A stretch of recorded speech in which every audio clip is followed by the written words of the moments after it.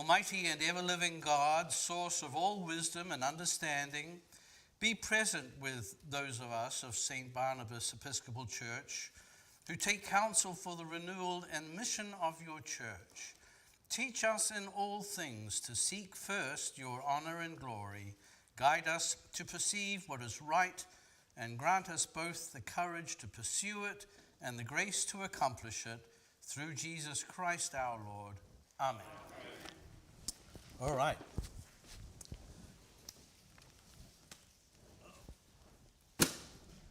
Thank you, everybody, for remaining behind, and we promise to be expeditious with our meeting. Does anybody need a copy of my report, my letter to the parish that was sent out via email? Has anybody, if we can give that, get that back to Esther and anybody else who needs it. Anybody else? Tony? I'm sorry, these pages might be stuck together. Anybody else? Anybody need the program? Does everybody have an agenda? I think so. Yeah. Oh, but you wanted the letter. Yeah. Yes. I'm sorry? Could you save an agenda for me? Yes. Have no fear. Yes. Oh, the agenda? Yeah. Do we have a spare agenda? There we go. Oh, we got it. Okay, great. All right, our next order of business is to elect our new vestry members, and we are replacing the 4 members of the vestry who have completed their 3-year terms. We're replacing them with 3 because we could only find 3. And the fact that we have 3 means that we don't need to have a vote. So I invite you to put your hands together and applaud those who have offered themselves for service to the church.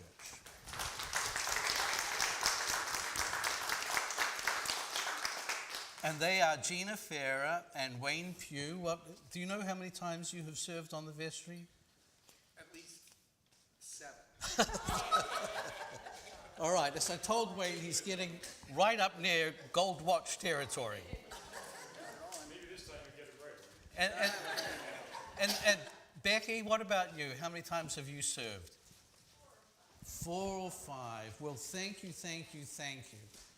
And we are glad to have your experience on this next vestry. And also grateful and glad for the service of those who are ending their terms, for Shannon and Mary Eleanor, and for Taylor, and for Jill Singleton, and they're all present. Or are they still? Yes. And this was a great group of people, and I am grateful in particular for their wisdom and for their contributions to the vestry. So I'm sorry we are short on gold watches, but your time will come. But yeah, great job. Thank you.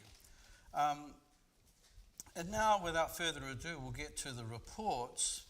I did send, as I said, I sent my letter to the parish out by email. I just think we are in very good shape as a church.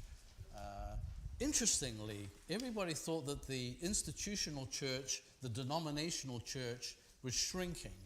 And it may be shrinking, but pockets of the institutional church are still growing.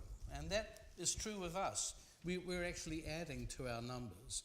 And as I mentioned in my report, at our clergy conference last weekend, many other churches reported the same thing. So something is going on. The Spirit is at work, and that's good news.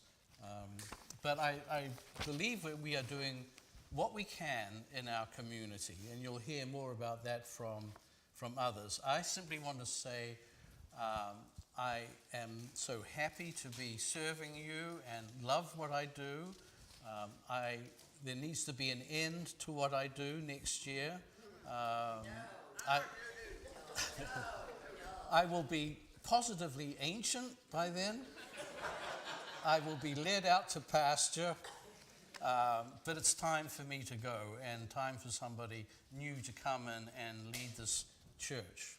And I just wanted to tell you, Senior Warden Chris and I have a meeting arranged with the Reverend Kristen Krantz, who is the canon for transitions in our diocese. We're going to be meeting with her via Zoom on May the 13th. So we are starting now to have a conversation about how this transition will take place and the kind of person that you would like to lead you in the future. So we're taking plenty of time to lay the foundations for a new priest for St. Barnabas. Any questions for me? That being the case, Chris, come and strut your stuff.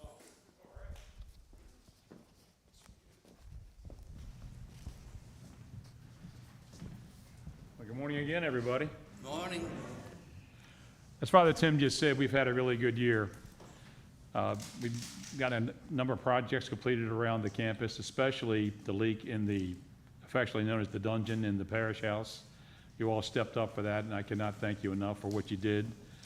That, as you all know, along with money we were able to get from, or we did receive from Fred Benger's estate, we were able to dry out the basement and actually save the building, because had we let it go much longer, we would have had flooring issues in the kitchen because the floorboards were beneath the surface of the sidewalk and the water was running down on top of it. But because we acted on the way we did, we were able to save everything. So again, I thank you all for that. It's with a mixed time here that I'm standing here, because Father Tim and I have had this discussion about his leaving at least 3 times along the way. As you all know, we renewed his contract at least twice. And the last time when I stood up here and told you at the time it was going to be in June of 2026, we all applauded because it was so far away. Well, we all know what's happening. And we decided a few months ago we had to get the word out. The general meeting, of course, is the time to do it, to give us time to start preparing for that one thing none of us like to do, which is change. But it's the only constant thing in life that we all know about, is that everything just changes on us. So we'll be looking. Kristen Krantz is a woman I have not met yet, but I'll be on the Zoom meeting, of course, when the time comes to talk to her, say what we need to do. And I'll be up here again, I'm sure, between now and next June, talking to you all about what we plan to do for our next priest.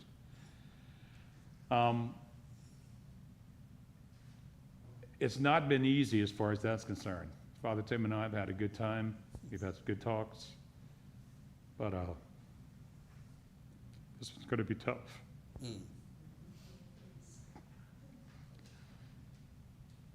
But don't tell him, but he's going to be 75 and a half when the time comes.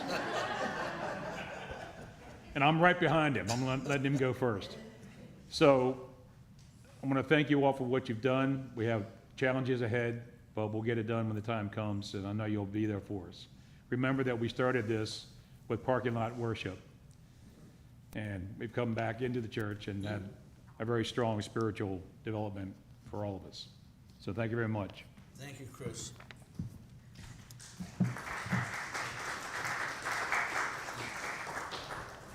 Yeah, I just want to add that I've never had as good a relationship with a senior warden as I have had with Chris. We work well together, and we have, as he mentioned, we have a lot of fun.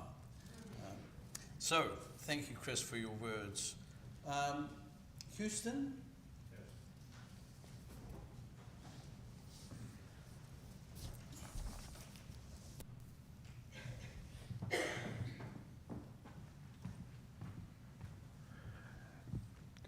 Good morning. Good morning. We've had several projects going on here. I'm just going to roll over them and also include Chris on my discussion of these projects, because one of them involved he and I in doing a lot of building, which I'll get to. There has been a sweep installed on this door to keep the mice out. Apparently they were munching on the host from time to time.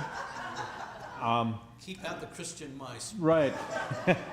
I don't know about the wine. I didn't see any drunken mice. Sherry Hodges asked me to look at this box that holds our altar cloths, and I increased the capacity by adding a rod to it. I also replaced all the rods that hold these cloths with stainless steel so that they won't be stained. Now, it's in a good atmosphere, and it's still very strong. That's a good box. But anyways, I got that done. I fixed the door lock to the bathroom, and Chris and I got together on a project that has been on his mind for quite some time. And if any of you have visited Holy Trinity Cemetery, you'll know that that's where our benefactor has been buried. And it's a very old cemetery. The church, you wouldn't even know it was there, but that's gone. But the cemetery still remains. They still have a group. I think, Wayne, you are a part of that group that maintains the cemetery. But in the back of on the corner, there was a millstone that somebody dropped off, for what reason we don't know, on a stump. And the stump gradually deteriorated and rotted away, and the stone started sinking very slowly in the earth. And Chris, being the historian that he is, said, we must save this. We've got to save this. So after much discussion with the leaders of the restoration of the cemetery and all that stuff, he and I built a gantry crane to lift it out of the ground, and with Steve Wolf's equipment, we were able to move it and place it on some stones that we got from Home Depot. Thank God for Home Depot. But if you ever visit the cemetery sometime, we have a rededication ceremony around All Saints' Day, which is a good time of year. It's cold, cooler. And if the weather holds out, it's a great place to be. And the pickers sing some songs, and they have people dressed up as people from the past. And it's a good way to rededicate it and remember that people that made this church possible are buried there, and they deserve some kind of respect, I think. But anyways, that's where that stone is, and I think that's about as much as we can do this year for now. Any questions? Do you have any questions about what?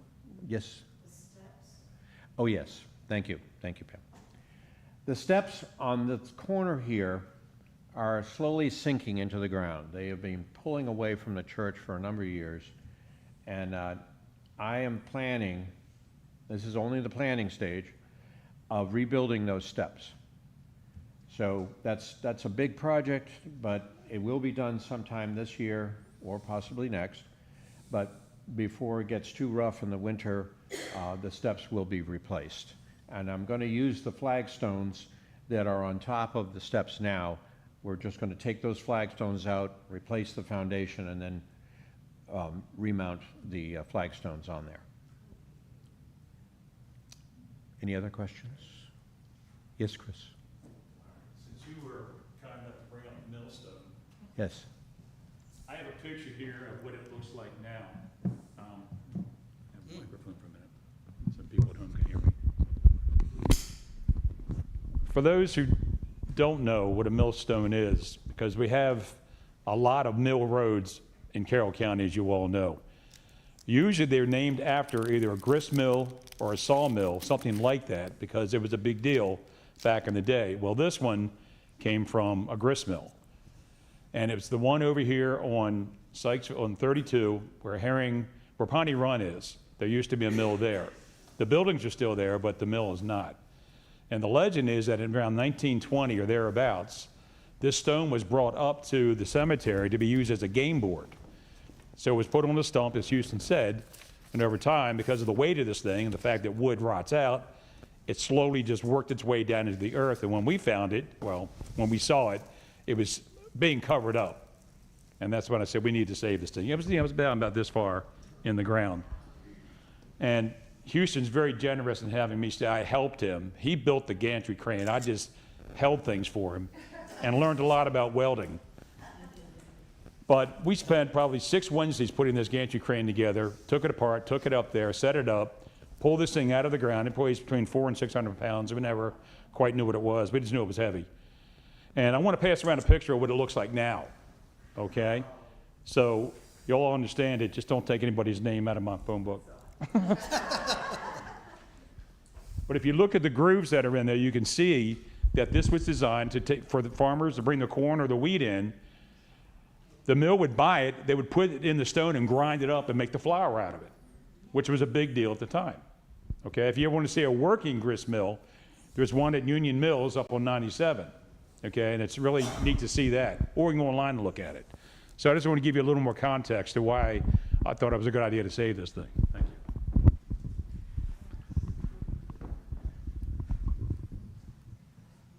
So that's my story, and I'm sticking to it. Good.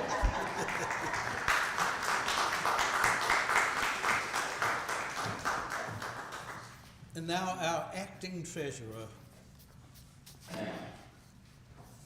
Always acting. We look with joy to the day that you will become permanent treasurer. Oh, my God. So I assume all of you know me, Christine Schmitz, by now, since you've seen me for so many years. I'm happy to report that we are in good shape.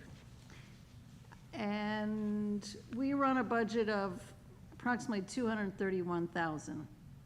And it's a very slim budget. We don't have a lot of extra fluff in that budget. And I'm happy to say, pretty much we are on track. There are some things that always get a little out of line, like electric bills, and so we have to be careful about those things because electric and heating and snow removal, things like that sometimes go over budget.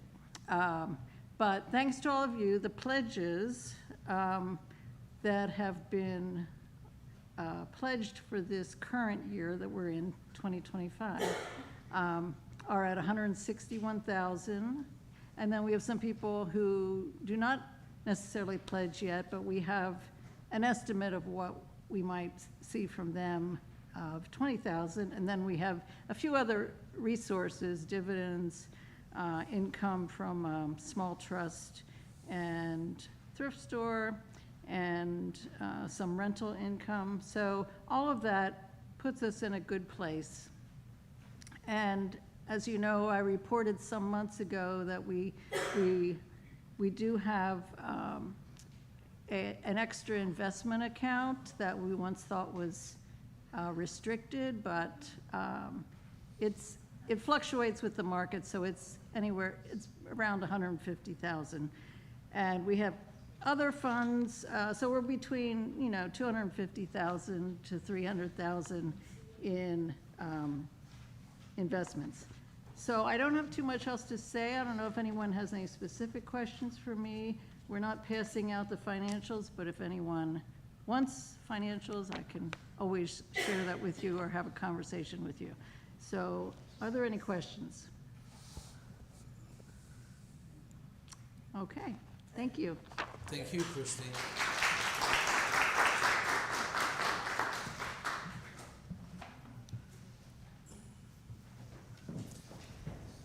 I just want to mention that Christine prepares a financial statement every month for the vestry to consider. So every month we look at the financial status of the church, and as she said, if you want to get into the weeds, we'll send you the weeds.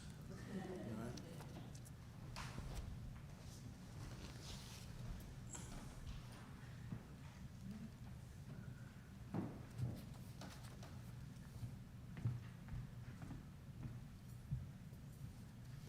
Good morning, everyone. I'm Sherry, the Ultra Guild Directress, and we have 4 teams on the Ultra Guild of 14 very devoted members. Our duties include preparing the sanctuary for worship, setting up the altar, caring for the linens and the flowers and the sacred vessels, And we just make sure that everything is in place for each service, celebration, and season of the church year. We didn't make any special purchases in the last year except for our normal supplies. But we have been talking about having the glass altar cross refinished. It's very expensive. We'd like to have the same people who did the sanctuary candle and the book stand, because they did an awesome job on those. But the cross is much more intricate. There's so many parts and pieces, and then there's a lot of engraving on the back, and we want to try to save that. So we hope to do that in the future. That's one of our future projects. I want to thank Chris very much for making the Paschal candles. He makes one every year, and that's a huge, huge savings. And it's a very big job, and he's really good at it, thank goodness.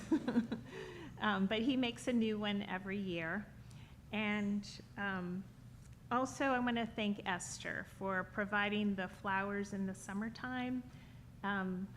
She has the greenest thumb of anybody I know, and she always has beautiful flowers throughout the summer, so that's a big savings for us too. We're always looking for new members, so if anybody feels called to serve, please come see me. We'd love to have you. Thank you.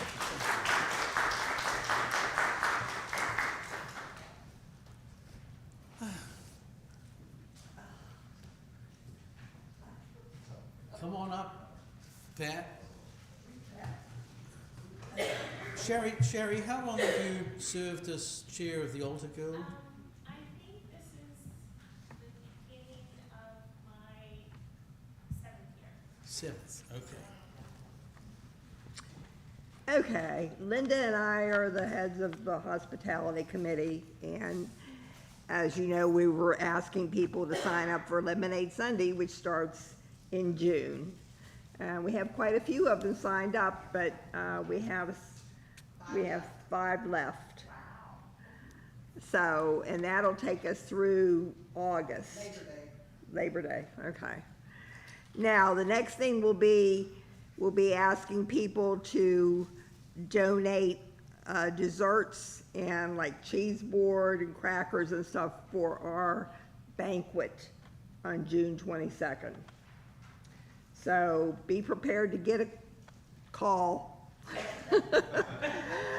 So we were supposed to only have about 50 people come to that, but I think right now we've got 53 people. So we're hoping the weather cooperates, so maybe we can set up some tents out on the patio and, you know, spread out that way. So. Yeah, we'll need cheese and crackers and desserts and, you know, stuff like that. Fruit, that kind of stuff. We're having most of it catered. But, you know, we will need some desserts and things. So that's it. Thank you, Pat.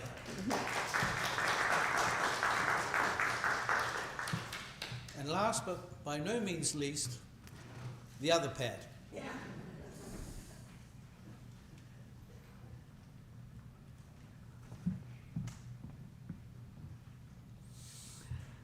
Oh, good morning. And you all know me by now, too. We go with Pat and Pat. You know, when you call on us.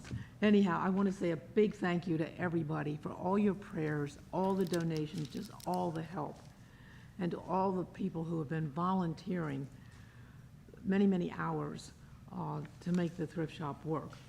I'd like to give you just a short bit of history. Back in the summer of '23, Father Tim and a couple other folks were talking and saying, wonder if we ought to have a thrift shop in the area, because the other ones had closed that were here. So a number of you went out to different thrift shops, came back, we met, and talked about whether we could or not. How feasible was it for us to run, because we're small, smaller than all the other thrift shops that we visited.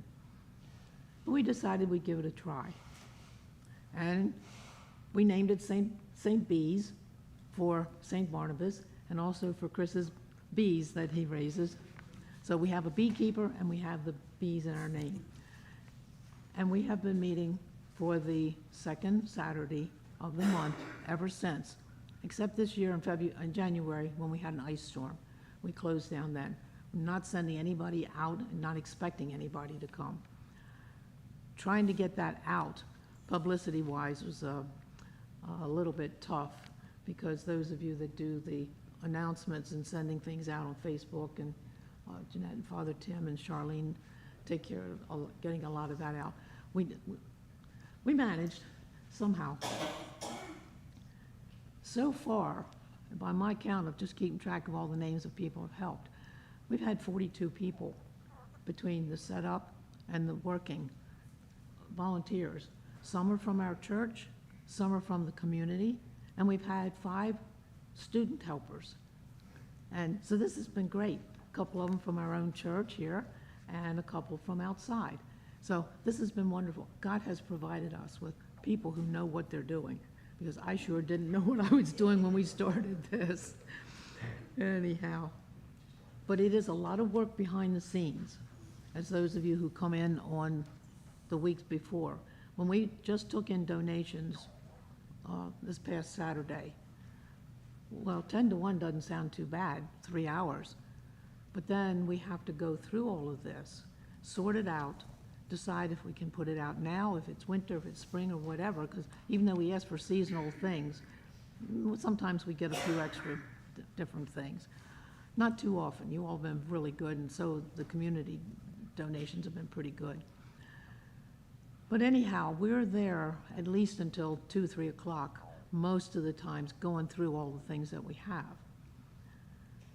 Yesterday, Casey and I stayed until almost 5 because that heavy rain came, and we went, oh, well, we may as well finish getting our plans together.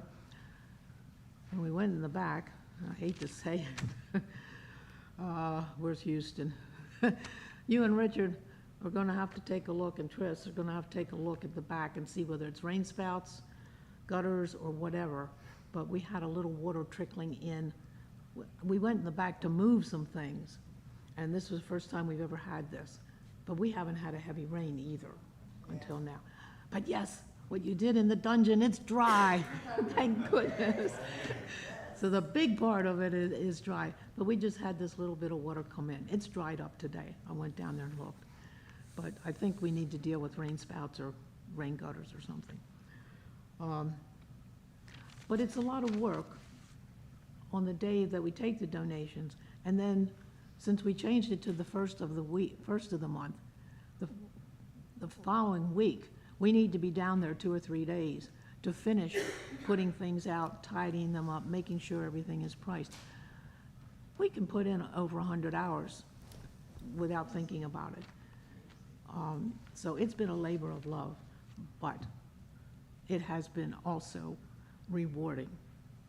We have met so many nice people, and the group of folks that work together have just become a real cohesive unit. And it's just been a nice bonding of all of us together. So we're really grateful. I think God's been at work in this one. I would say if anybody else wants to work with us, put in a few extra hours. Let me know, or call the secretary and leave your name. Also would like to have somebody who would like to take over my job so I could go away on vacation once in a while. You know, somebody that the buck stops here, makes a decision if it needs to be made when we're there, that kind of thing. So if anybody has the feeling that, yeah, I could fill in for you for, you know, some of the time, it would be, let me know. We have need of more publicity. Geraldine made a lot of signs for us. I know some of you still have signs. If you would get them out the week before we open, like this week, when you go home today or tomorrow, if you can find them, put the signs out. I also have, oh, and I forgot to mention, when we were setting up, a young man was coming to our church at the time, Josh, and we were looking to make up our whole idea, who we are, what we're here for, and he made up this logo. And I have some of these papers, if anybody would like to take a couple with you to advertise, take them to the stores where you shop, take them, tell other people. We do need to get the word out further than what we're doing, because we need to have more people coming and purchasing our the nice products that we have. So put the signs out. Also, I know everybody wants to know about finances, because I've had several people asking me, how much do you make? Well, I don't publish it for safety reasons. I don't want the word getting out that somebody's sitting in a restaurant and saying, oh yeah, did you hear the thrift shop made did, you know, and somebody on the other end hears about it, or it gets whatever. We're trying to keep ourselves safe. So if you want to know, just ask Christine or me. We'll be glad to tell you. We can share it. But I just don't want it published. I don't want people running around and telling everybody outside about it. And hopefully, my pet project is the parking lot down there doesn't hold very many cars. So we're hoping to start working on I think the vestry's in the thinking process of how to expand that, not only just for the thrift shop, but also for any other group that is renting the hall. It would be a benefit, not to have to walk from here down at night and back up again if it's bad weather or what have you. So that's the pet project that's going to be coming along with that. And I'd just like to say again, thank you. Casey calls us a small but mighty thrift shop. And our motto is, we're small but mighty. We are trying to do God's work. We are helping one person at a time, and we're hoping to be helping in the community. We have the same motto that the church has, where we're hands, heart, and mind to serve the Lord and to serve our community. So we think we're trying. You bet. Thank you all. Thank you, Pat.